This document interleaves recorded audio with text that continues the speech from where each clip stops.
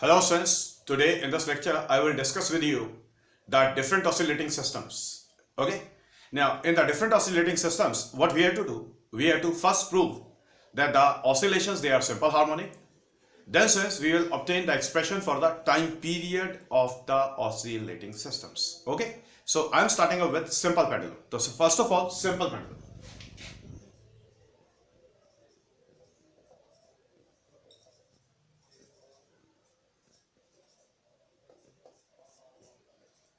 अब देखिए बेटा, सिंपल पेंडुलम क्या होता है। सिंपल पेंडुलम में कोई भी पॉइंट मास या मैसिव बॉडी किसी रिजिड सपोर्ट से with the help of the string suspended होती है and then it is made to oscillate. Okay, it is made to oscillate about the mean position. ध्यान से देखिए,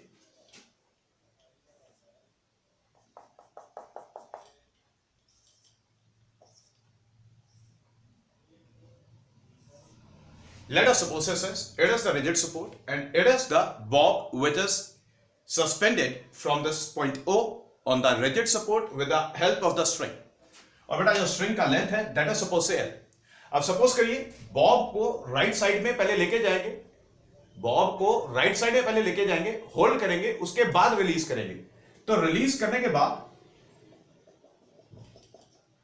ये जो बॉब है ये स्विच मीन पोजीशन के अबाउट ऑसिलेट करेगा. अब ध्यान से देखिए, मीन पोजीशन किसको बोलेंगे बेटा? मीन पोजीशन इक्विलिब्रियम पोजीशन होता है. मीन पोजीशन क्या होता है? इक्विलिब्रियम पोजीशन होता है. क्लियर? जब बॉडी आपकी वाइब्रेशन से पहले रेस्ट में थी या फिर वो वाली पोजीशन जहां पर ऑसिलेटिंग सिस्टम पर नेट फोर्स जीरो. तो switch let us suppose say this B point is the positive extreme, okay, and the C point it will be the negative extreme. अब देखिए students, this angle is suppose say equals to theta. Got it? Okay, तो जो forces body पर लगेंगी, forces जो point mass पर लगेंगी, the weight mg in the downward direction, the tension capital T in the string, T will be the tension in the string. अब आप देखिए, since if this angle is theta, then this angle is also theta. Now we can take the rectangular components, mg cos theta यहां पर और mg sin theta, it is directed towards the mean position. Got it, sirs? अब बेटा देखिए, जब Bob B position पे है और इसको होल्ड करके रखा हुआ है, तो स्ट्रिंग के अंदर जो टेंशन है वो mg cos theta से बैलेंस हो जाएगी. और जैसे ही बॉब को रिलीज करेंगे तो ये जो फोर्स है mg sin थीटा ये सिस्टम के अंदर एग्जिस्ट करेगी और ये रिस्टोरिंग फोर्स प्रोवाइड करेगी. बात समझ आ गई? क्लियर हो गई बात? तो सिंपल पेंडुलम में जो ऑसिलेशंस हैं they are due to this mg sin theta. अब जैसे मैंने बॉब को पहले राइट साइड पे रखा है, अगर आप लेफ्ट साइड पे रख के ये मार्किंग करेंगे तब भी आपको mg sin theta main position की तरफ डायरेक्टेड दिखाई देगी. क्लियर? तो सिंपल पेंडुलम के कुछ की पॉइंट्स हैं. सबसे पहले लेंथ ऑफ द पेंडुलम. देखिए बेटा, लेंथ ऑफ द पेंडुलम किसको कहते हैं? पॉइंट ऑफ सस्पेंशन को देखिए और सस्पेंडेड बॉडी के पॉइंट मास को, सस्पेंडेड बॉडी के सेंटर ऑफ मास को देखिए. तो students O A is the length of the pendulum. Length of pendulum. अब बड़े ध्यान से दो बातें हैं. अब बेटा, अगर सस्पेंडेड बॉडी पॉइंट मास है, सस्पेंडेड बॉडी पॉइंट मास है, मतलब इसका size length of the string के अगर कंपैरिजन में नेग्लिजिबली स्मॉल है, okay, then this length OA it will be equal to the length of the string. It will be OA, it will be the length of the string, say L. ये कब use करना है? ये तब use करना है जब point mass है, पॉइंट मास है. ओके, और since point A centre of mass है, point A centre of mass है of the suspended body. Clear हो गई बात?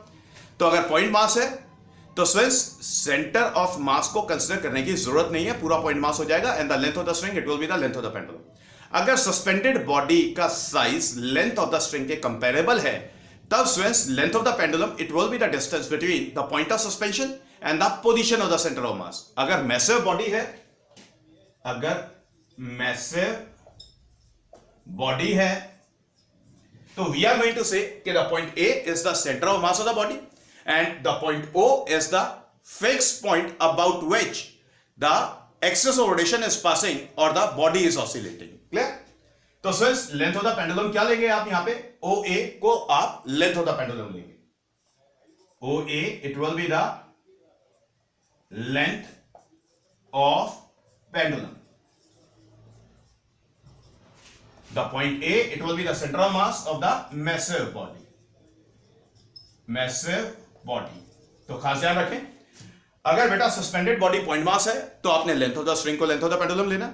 अगर सस्पेंडेड बॉडी मैसिव है तो पॉइंट ऑफ सस्पेंशन और सेंटर ऑफ मास के बीच का जो डिस्टेंस है, मतलब ओ ए को आपने लेंथ ऑफ द पेंडुलम लेना। Got it students? अब ध्यान से देखिए। तो स्टूडेंट्स ये फिगर आपने कॉपी करना है, ये डाटा है लेंथ ऑफ द पेंडुलम क्या होने वाला है।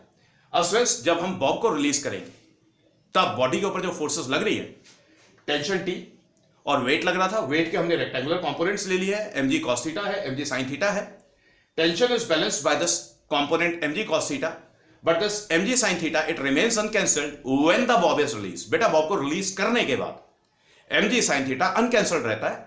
अब क्योंकि ये mg sin theta mean position की तरफ डायरेक्टेड है, so it will provide the restoring force. Okay, तो स्टूडेंट्स ये फिगर आपने कॉपी करना है, मैं आपको कंसिडरेशंस लिखवा रहा हूं, आप नोट करें। और बेटा ये जो ऑसिलेटिंग सिस्टम्स मैं आपको कराऊंगा, यहाँ पे 4 ऑसिलेटिंग सिस्टम्स करने हैं हमने, 4 डिफरेंट ऑसिलेटिंग सिस्टम्स हैं। तो ये इनमें से कोई एक आपका 3 मार्क्स में पक्का एक्सपेक्टेड लाइंस पे आएगा। ठीक है? Suppose the Bob of mass small m is suspended from the point O with the help of the string of length L. Full stop. OA is the mean position. Full stop. When the bob is pulled aside and released, then mg sin theta provides the restoring force. Full stop.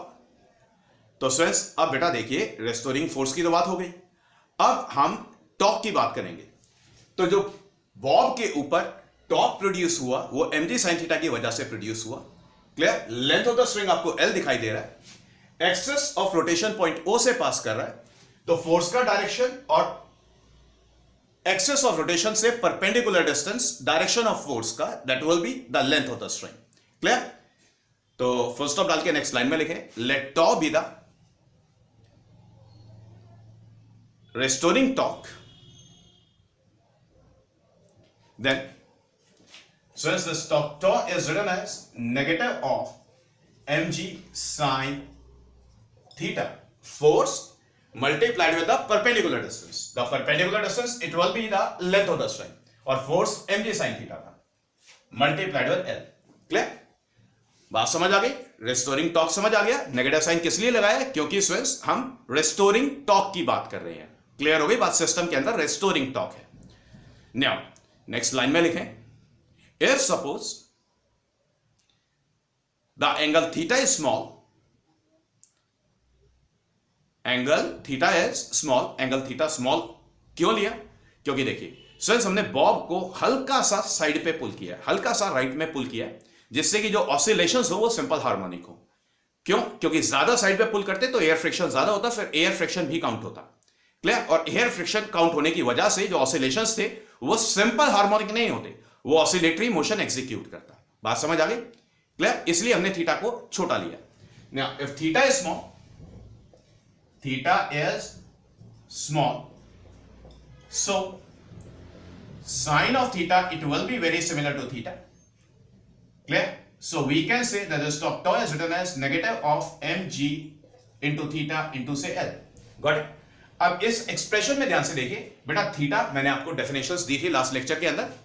बेटा theta time के साथ vary करेगा, so this theta is the displacement, m mass of the bob, g acceleration due to gravity, L length of the pendulum. तो mgl constant है, mgl is constant, so we can say that the torque tau is directly proportional to negative of theta. अब क्योंकि students restoring torque is directly proportional to negative of theta, तो यहां से पता लगता है कि जो ऑसिलेशंस है वो सिंपल हार्मोनिक है। तो यहां तक कॉपी करने के बाद आपने स्टेटमेंट लिखनी है, from the above we conclude that the oscillations of simple pendulum are simple harmonic. Okay, अब स्टूडेंट्स सिंपल हार्मोनिक तो हो गया, अब हमें निकालना है time period. Okay, time period निकालने के लिए स्टूडेंट्स हमें spring factor of the oscillating system निकालना पड़ता है। क्लियर हो गई बात? नेक्स्ट लाइन में लिखें, by definition of restoring torque. बेटा रिस्टोरिंग टॉर्क का डेफिनेशन क्या होता है? It is always equal to negative of K multiplied with theta. तो यहां पे के क्या हो जाएगा? यहां पर के it will be the spring factor of oscillating system. अब क्योंकि हम सिंपल पेंडुलम की बात कर रहे हैं तो यहां पर simple pendulum. Okay, now what we are going to do, we are going to compare these two equations. It is the equation number 1 and it is the equation number 2। तो सिर्फ हर ऑसिलेटिंग सिस्टम में पहले बेटा वो वाला force जो release करने के बाद सिस्टम के अंदर रह जाएगा, जो रेस्टोरिंग फोर्स होगा, और ये रेस्टोरिंग फोर्स हमेशा मेन पोजीशन की तरफ डायरेक्टेड होगा। फिर हम डेफिनेशन यूज करेंगे रेस्टोरिंग फोर्स या फिर रेस्टोरिंग टॉर्क का, और फिर दोनों एक्सप्रेशंस को कंपेयर करेंगे। कंपेयर करने के बाद हम स्प्रिंग फैक्टर निकालेंगे। ये कॉमन टेक्निक है। Okay, now we have to just compare these two equations, the equation number 1 and the equation number 2। On comparing them we get negative of k into theta is equals to negative of mg multiplied with theta multiplied with L. Now this negative is cancelled out, this theta is also cancelled out, so since this k is written as say mg multiplied with L. mg multiplied with L. Now the spring factor of the oscillating system is mg multiplied with L. तो बेटा आप बात करेंगे time period की। Okay, I hope आपने copy कर लिया क्योंकि मैं इसको वाइप ऑफ कर रहा हूं। Now let us suppose say that capital T be the time period, okay, of the oscillating pendulum or the oscillations. So this capital T is written as say 2 pi under root inertia factor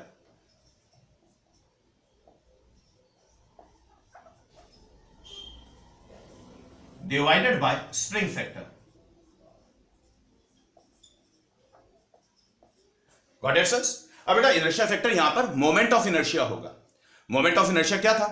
मैंने रोटो में आपको पढ़ाया था, product of mass and the square of the perpendicular distance from the axis of rotation. अब बेटा जो torque लगा वो अबाउट द पॉइंट ओ लगा, तो पॉइंट ओ से फोर्स की डायरेक्शन पर जो परपेंडिकुलर आपको दिखाई दे रहा है, पॉइंट ओ से फोर्स की डायरेक्शन पर जो परपेंडिकुलर आपको दिखाई दे रहा है, परपेंडिकुलर डिस्टेंस स्मॉल एल है। So since the inertia factor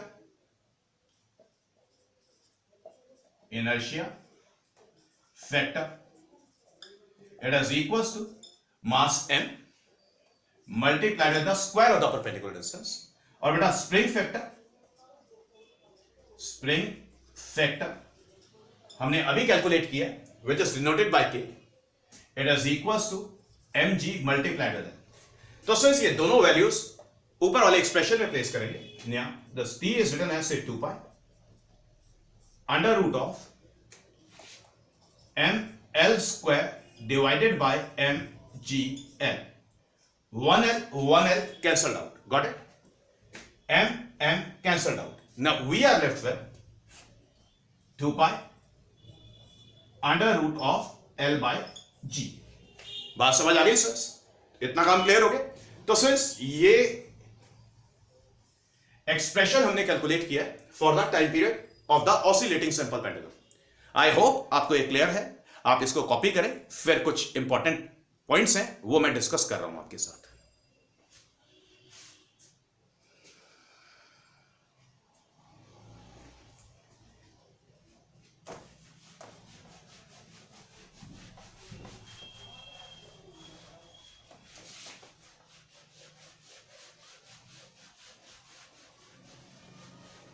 yes sir.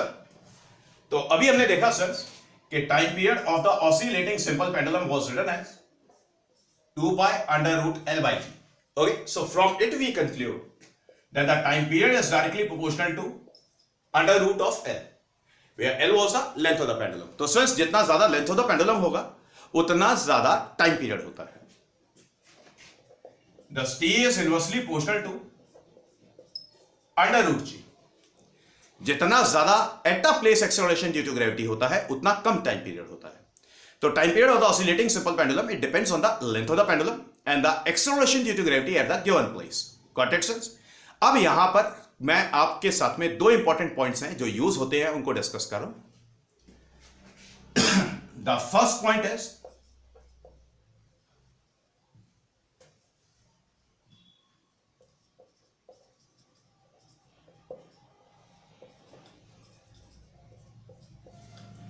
The first point is seconds pendulum. तो देखिए बेटा सेकंड्स पेंडुलम किसको कहते हैं? बेटा सेकंड्स पेंडुलम वो वाला सिंपल पेंडुलम होता है जिसका टाइम पीरियड 2 सेकंड होता है.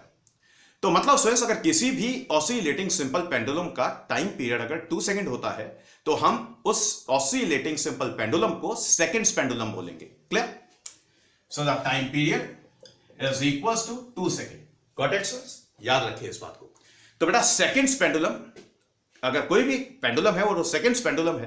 अगर अर्थ पर वो सेकंड्स पेंडुलम है और अगर आप किसी दूसरी पेंडुलम को मून पर कंसीडर करें और वहां पर भी वो सेकंड्स पेंडुलम है तो सर मून पर भी सेकंड्स पेंडुलम है तो टाइम पीरियड 2 सेकंड होगा. क्लियर? और जो लेंथ ऑफ द पेंडुलम होती है that is 99.3 centimetre. Got it sir?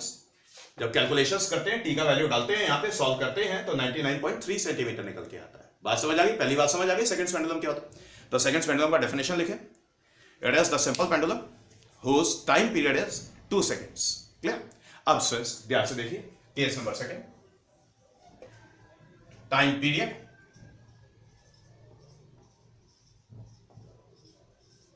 Of pendulum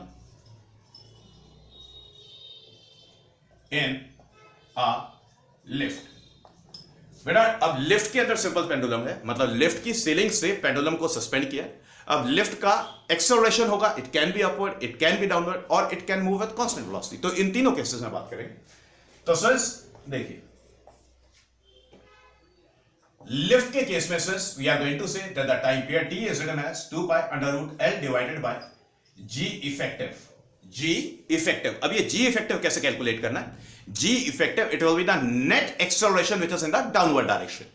तो सर केसेस देखिए. Case first lift accelerates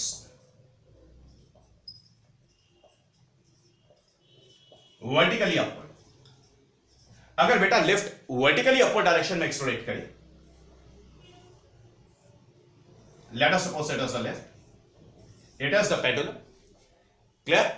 lift upward direction में अगर एक्सेलरेट करे तो जो फोर्सेस लग रही हैं suppose say tension T vertically upward direction में, वेट mg डाउनवर्ड डायरेक्शन में, बॉडी के ऊपर सूडो फोर्स लगेगा ma डाउनवर्ड डायरेक्शन में. अब स्ट्रेस जी इफेक्टिव कैसे कैलकुलेट करेंगे? Net acceleration vertically downward. तो यहां पर जी इफेक्टिव क्या हो जाएगा? G effective it will be equals to acceleration due to gravity plus the acceleration of the lift. Got it sir? और इस केस में time period of the oscillating pendulum कितना हो जाएगा? It will be under root L divided by g plus a. समझ आ गई बात? केस फर्स्ट क्लियर हो गया. अब केस सेकंड देखिए. If the lift accelerates downward, अगर बेटा लिफ्ट डाउनवर्ड डायरेक्शन में एक्सेलरेट करे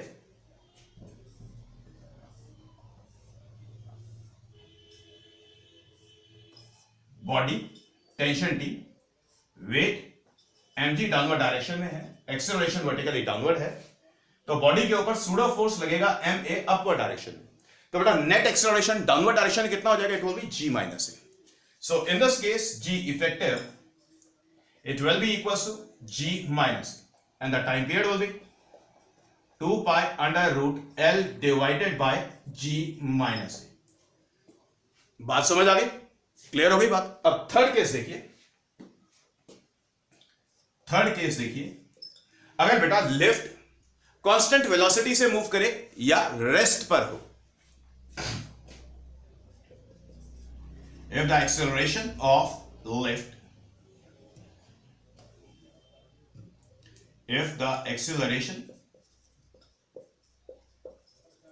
ऑफ लिफ्ट इज 0। बेटा 0 कब होता है एक्सेलरेशन?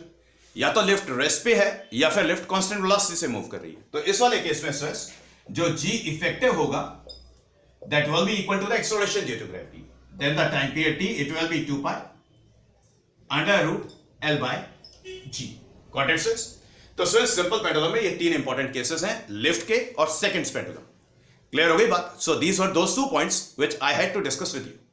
नाउ स्विस आप ये कैलकुलेशंस एक बार कॉपी कर लें, और इंपॉर्टेंट है और मोस्ट एक्सपेक्टेड है कि सिंपल पेंडुलम आपके एग्जाम्स में आएगा। ठीक है, अब स्विस इसके बाद नेक्स्ट ऑसिलेटिंग सिस्टम करते हैं, जिसके अंदर हम यूट्यूब को कंसीडर करेंगे और यूट्यूब के अंदर लिक्विड होगा, तो लिक्विड के ऑसिलेशंस को स्टडी करते हैं। ठीक है, पहले आप इसको एक बार कॉपी करें।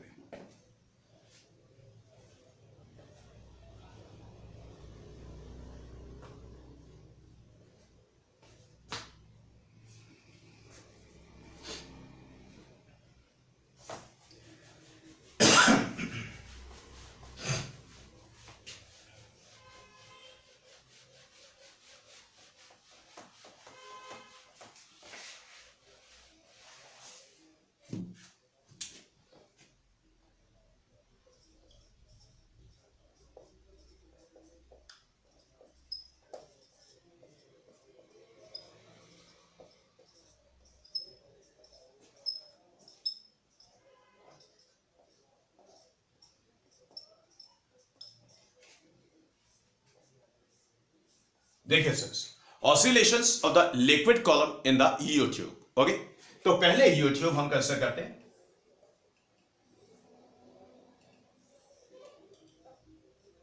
लेट अस सपोज से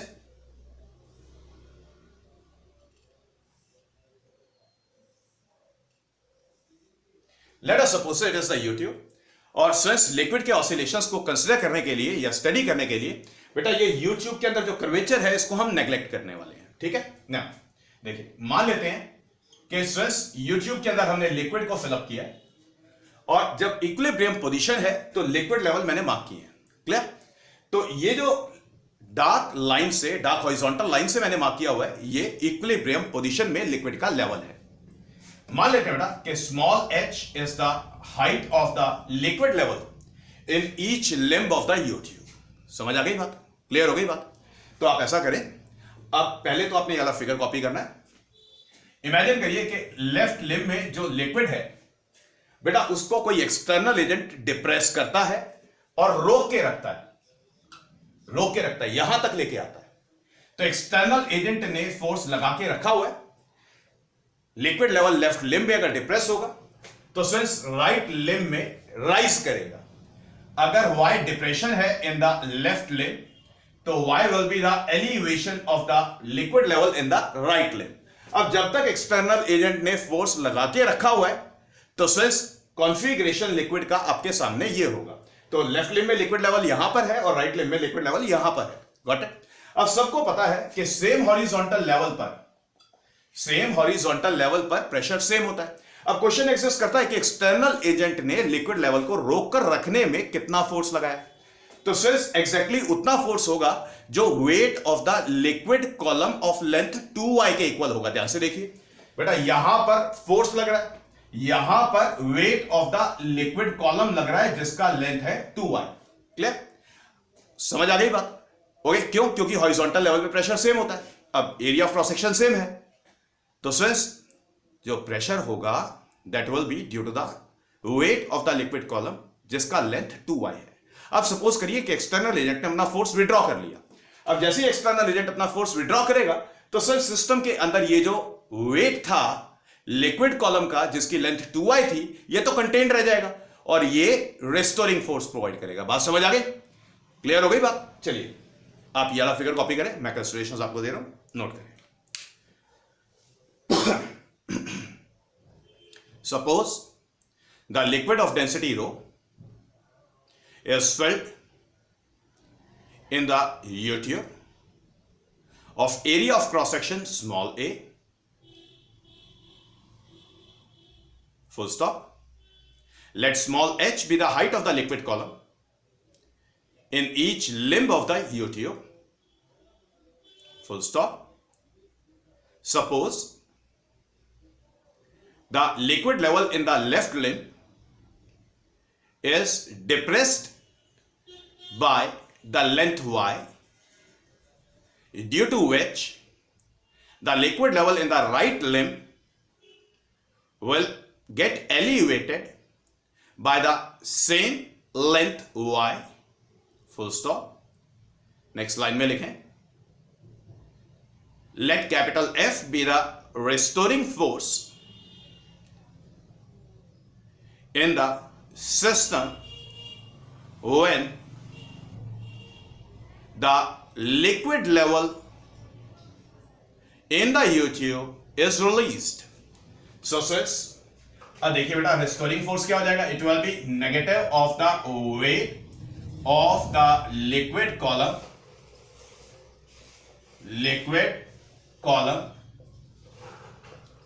of length से 2y. बात समझ आ गई? सर मैंने अभी आपको समझाया था, ये वाली लेंथ काउंट करनी है, ठीक है? Now thus F is equals to negative of mg. तो यहां पे m क्या हो गया बेटा? m मास हो गया of the liquid column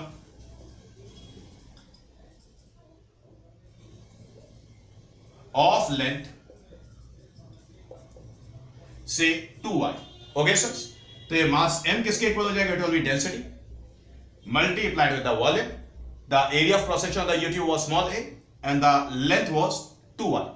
So since this F is equals to negative of sigma into a into say 2y into say g. Okay, अब इस इक्वेशन को ध्यान से देखिए. Sigma density of the liquid था, कांस्टेंट है. A area of cross section है, constant है. 2 नंबर है और g acceleration due to gravity है. So we can say that this F is directly proportional to negative of y. जैसे बेटा simple pendulum में किया था कि रेस्टोर, वहां पे तो रेस्टोरिंग टॉर्क था, यहां पर रेस्टोरिंग फोर्स है. This restoring force is directly proportional to negative of y, और ये हमारी एसेंशियल कंडीशन थी सिंपल हार्मोनिक मोशन की. सो फ्रॉम इट लिखिए, यहां तक कॉपी करने के बाद अपने स्टेटमेंट लिखनी है जो मैं बोल रहा हूं. From the above we conclude that the oscillations of the liquid column in the U-tube are simple harmonic. Okay, अब ध्यान से सुनिए. अब हमें स्प्रिंग फैक्टर कैलकुलेट करना है. नेक्स्ट लाइन में लिखे, let capital K be the spring factor of the oscillating system. Then by definition of restoring force, बेटा restoring force का definition use करेंगे. This F is equals to negative of Ky. Let us call this as the equation number 1. Let us call this as the equation number 2. तो सिर्फ दोनों equations को compare करें. So negative of say ky, it will be equals to negative of say sigma into say a into say 2 into say y into say g. Now this negative sign is cancelled out, this y cancelled out. Now we are left with this. This k is written as sigma into say a into say 2 into say g. So since it will be the spring factor of the oscillating system. Clear? अब बात करेंगे inertia factor की. Now let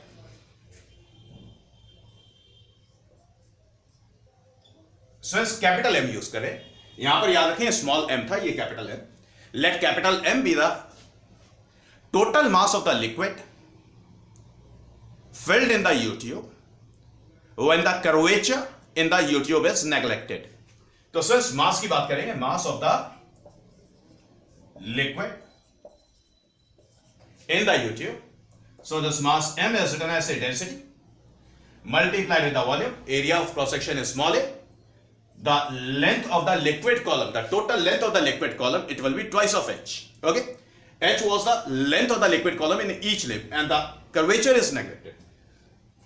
So since this mass m, it will be the inertia factor. Now we can say that the time period t is written as 2 pi under root m by k. That is, this m was the inertia factor, this k was the spring factor. तो बेटा values place करने पर this t is written as a 2 pi under root of sigma into a into twice of h divided by sigma into say a into twice of g. Sigma cancelled, a cancelled, 2 cancelled. Okay, बात समझ आ गई. Now we are left with the time period t is written as say 2 pi under root of h by g. बात समझ आ गई sir? तो it is the required expression for the time period of the oscillations of the liquid column in the YouTube. तो sir आप ये calculation एक बार copy कर लें।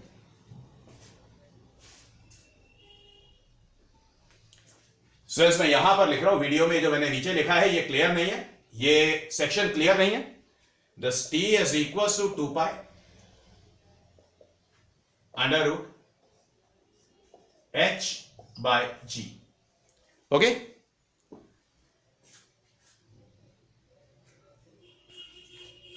नाउ सिर्स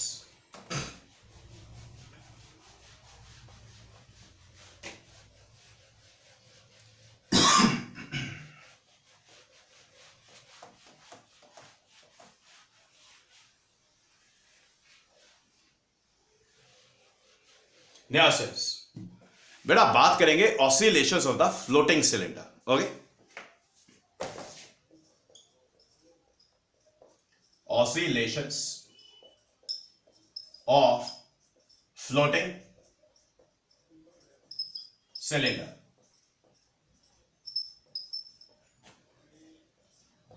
बेटा मान लेंगे कि कोई भी सॉलिड सिलेंडर है जो कि लिक्विड के अंदर फ्लोट कर रहा है। देखिए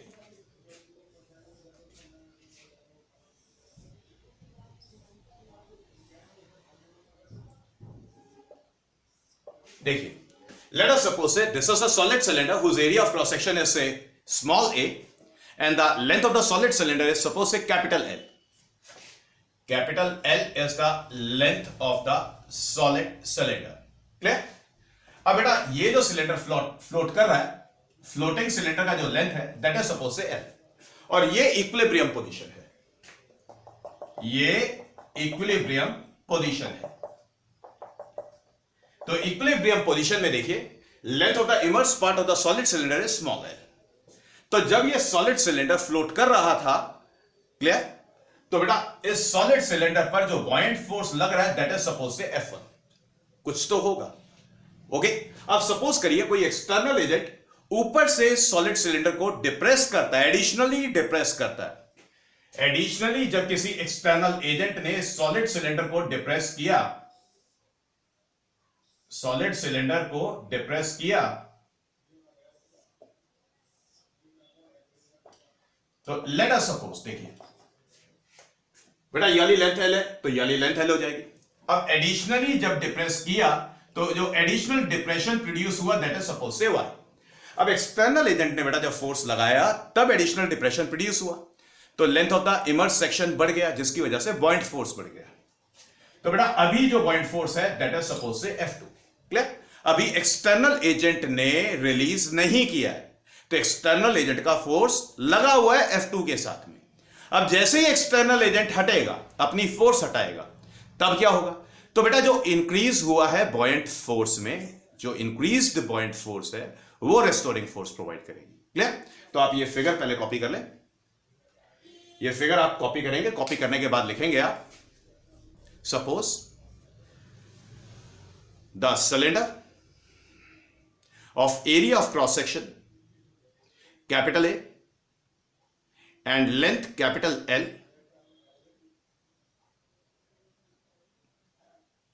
is floating in the liquid of density sigma। तो स्टूडेंट्स लिक्विड का डेंसिटी सिग्मा यूज कर रहे हैं। क्लियर? अब ये जो सिलेंडर है, सिलेंडर का जो मटेरियल है इसका भी डेंसिटी होगा, तो सॉलिड सिलेंडर का जो डेंसिटी है उसको रो यूज करेंगे। क्लियर? फुल स्टॉप डाल के लिखें, let rho be the density of the material of the floating cylinder, full stop. Next line में लिखें, when the cylinder is in equilibrium, when the floating cylinder is in equilibrium, let small l be the length of the immersed part and F1 is the buoyant force acting on the floating cylinder। तो अब देखिए बेटा पहले F1 को लिखेंगे। This force F1 is written as say the density of the liquid, weight of the liquid displaced। मैंने आपको Archimedes principal में कराया था, buoyant force कराया था। तो weight of the liquid displaced, it will be density of the liquid multiplied with the volume of the liquid displaced, volume of the liquid displaced, it will be the area of cross section of the solid cylinder multiplied with the length of the immersed part multiplied with G। Let us call this as the equation number first. तो ये इक्वेशन number first आप copy करेंगे, next line में लिखें, suppose the cylinder, the floating cylinder is slightly depressed by the distance y, then the restoring force on the cylinder is increased to F2। तो बेटा F2 increased buoyant force, जो बेटा increase होकर के final buoyant force हो गई है। It will be density into say A into say L plus say Y multiplied with G। Density of the liquid multiplied with the area of cross section of the solid cylinder multiplied with the length of the immersed part। पहले length of the immerse part L था, external agent ने further depress किया तो बेटा जो length of the immerse part है वो increase होकर के Y हो गया। तो total length of the immerse part liquid में it will be L plus Y।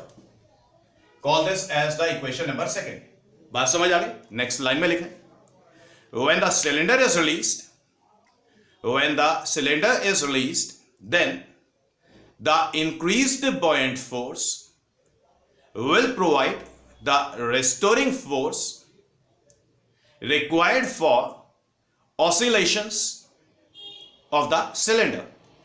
Clear? Okay, next line में लिख लें, let capital F be the restoring force in the oscillating system। तो स्टूडेंट्स अगर कैपिटल F बेटा restoring force है तो restoring force को कैसे लिखेंगे आप? It will be equal to negative of the increase in the buoyant force. बेटा जो बॉइंट फोर्स में इंक्रीज हुआ था it will B F2 minus say F1। So this capital F is written as say negative, F2 is written as sigma into say A into say L plus Y multiplied with G minus sigma into say A into say L into say G। Got it sir? Now this capital F is written as negative sigma into A into say G is made common। We are left with L plus Y minus L. L cancelled out, so this capital F is written as negative of sigma into say A into say G into say Y। अब फिर से students ध्यान से देखें इस expression को। इस expression में sigma density of the liquid है, capital A area of cross section of the solid cylinder है, G acceleration due to gravity है, तीनों constant. So this F is directly proportional to negative of Y। F is directly proportional to negative of Y। तो students हमें यहां से पता लगता है कि रिलीज करने के बाद जो ऑसिलेशंस डेवलप हुए फ्लोटिंग सिलेंडर में they are simple harmonic. Next line में यहां तक कॉपी करने के बाद लिखना है आपने, स्टेटमेंट दे रहा हूं, from the above we conclude that the oscillations of the floating cylinder are simple harmonic. Okay, अब स्टूडेंट्स हमें निकालना पड़ेगा स्प्रिंग फैक्टर। तो ध्यान से देखिए, पहले आप ऐसा करें, लिख लें let capital K be the spring factor of the oscillating system। So since by definition of restoring force, हमेशा restoring force का definition use करेंगे आप, F is equals to negative of Ky। Okay, let us call this equation as the equation number 1 and this equation as the equation number 2। Now we are just going to compare the equation number first with the equation number 2, and on comparing them we can say that negative of Ky is equals to negative of sigma into say A into say G multiplied with Y।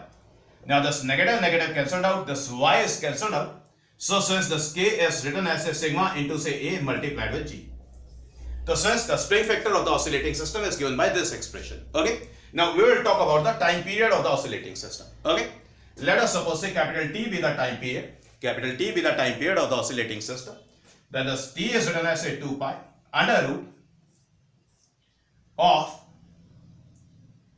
say inertia factor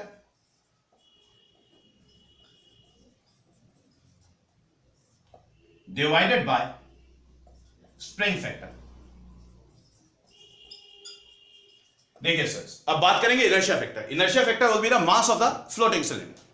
Let us suppose say capital M be the mass of the floating cylinder, so it will be equal to say rho was the density of the material of the solid cylinder, capital A was the area of cross section and capital L was the length of the floating cylinder। Clear? बेटा तो inertia factor हमें मिल गया, spring factor हमें मिल गया, so we can say that the time period T is written as say 2 pi under root of rho into say A into say L divided by sigma into से A into से G। बात समझ आ गई sir? Okay, तो पहले ऐसा करें, आप इसको यहां तक कॉपी करें एक बार,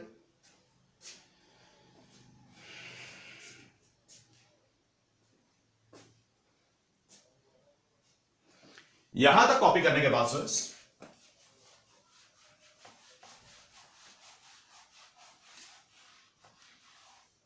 यहां तक कॉपी करने के बाद मैं यहां पर लिख रहा हूं, तो आप यहां से कॉपी कर लें।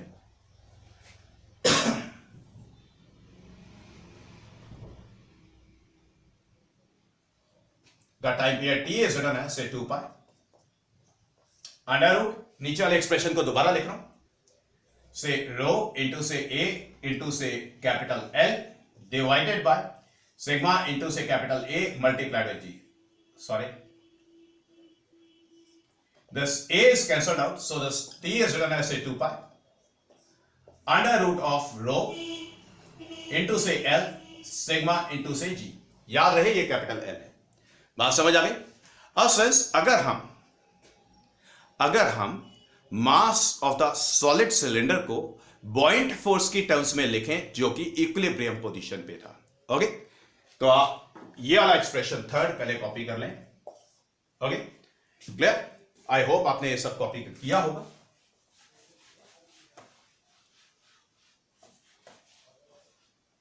Now, in equilibrium position,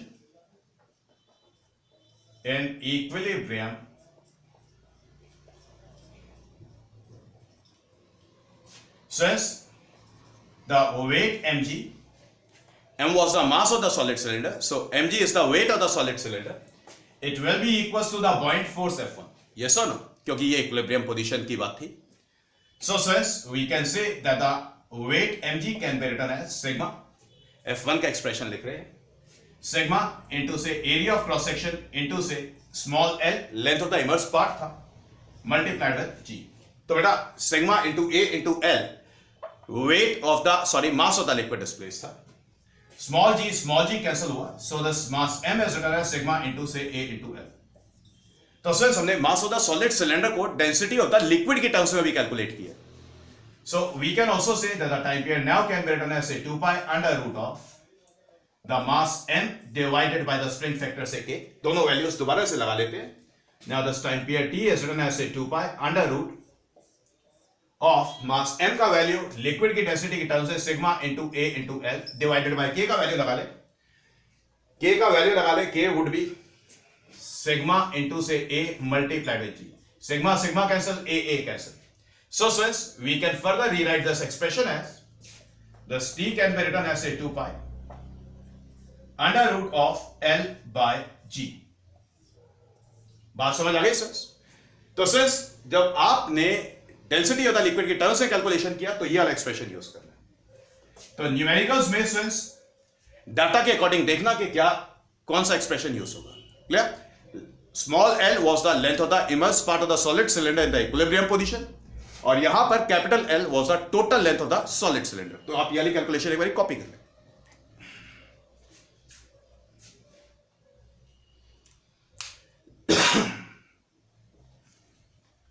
yes sir, तो फ्रेंड्स वीडियो थोड़ा लंबा हो रहा है, तो मैं यहीं पर वाइंड अप कर रहा हूं।